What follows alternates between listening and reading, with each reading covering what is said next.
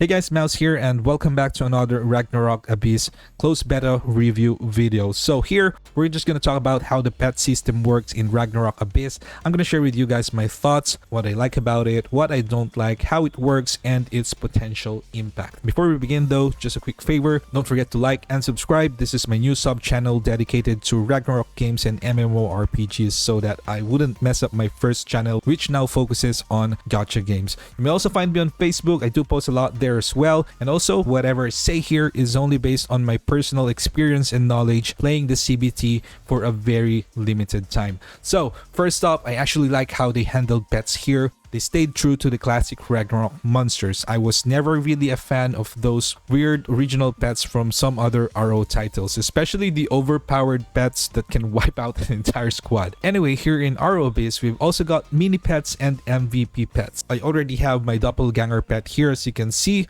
which is obviously smaller than the original. I got this from a box. I'm not sure if it was from Quest or something that the devs sent us to test in the CBT. Anyway, pets here seem extremely crucial to the character progression and the overall gameplay loop, and here's why. Every pet has a unique skill. For example, my Wild Rose here, this one has a chance to give damage increase for a duration. Doppelganger here also has a chance to boost crit rate and crit damage. Baphomet Jr. deals damage when you die, so on and so forth. Now here's the important part. When you deploy a pet, its ability actually remains active. You can deploy a maximum of 5 pets, and it doesn't matter which pet is visually following you. All deployed pets contribute their effects and special abilities. I've never seen them actually attack, so basically you can just think of pets here as extra gears. And here's where it gets crazy. Each pet also has attributes. For example, this doppelganger has around 8,972 HP plus other stat bonuses,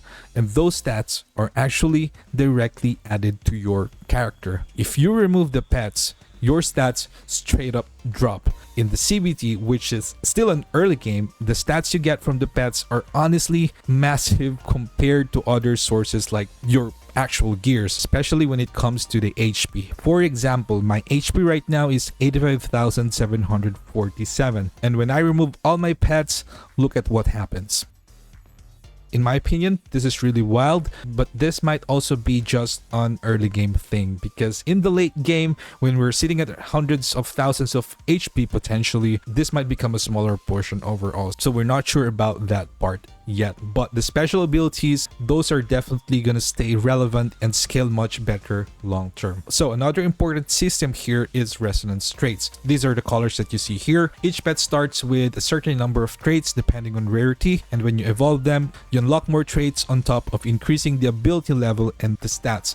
Evolving is basically just leveling them up using evolution materials or feeding them the other pets that you have. You will notice a question mark icon here, and every few levels, I think level 2 or level 4 if I'm not mistaken, you unlock one random resonance trait, and these traits feed into your resonance levels. Depending on the color, you get some bonuses. Crit rate related ones, one here that increases your attack, cooldown reduction, defense increase, and also HP increase. So the goal here is pretty clear. You want to unlock as many resonance levels as possible and ideally get the resonance traits you actually need. So this is where I see the long-term grind coming in. Stats and resonance traits are pure RNG, and evolving pets looks like it's gonna be a long game. Now, how do you actually get pets here in this game? You can buy taming items to capture normal monsters, and sometimes you get one from quests, but honestly, this might not matter much, though I still have to check this later on,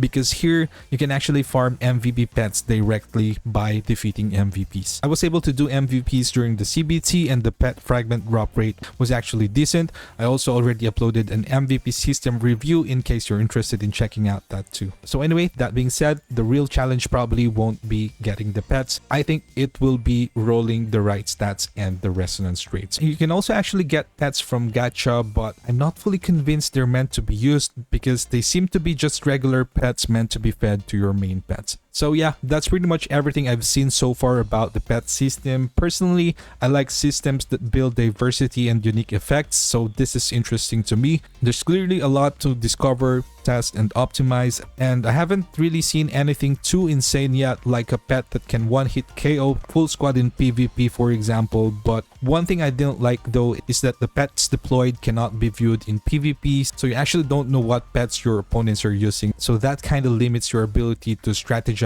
and respond to unexpected situations. Another concerning thing here is if they start adding limited pets to Gacha, which could easily create a massive pay-to-win gap, and knowing Ragnarok IPs, it's very likely that they will do so sometime in the future. So overall, the way I see it, pets here are tied directly to MVP farming, which makes them feel like one of the most important parts of the gameplay loop and overall progression. So that's it for now. What do you guys think about this pet system? Let me know your thoughts in the comments. Thank you so much for watching, and don't forget to like and subscribe, and I'll see you in the next one.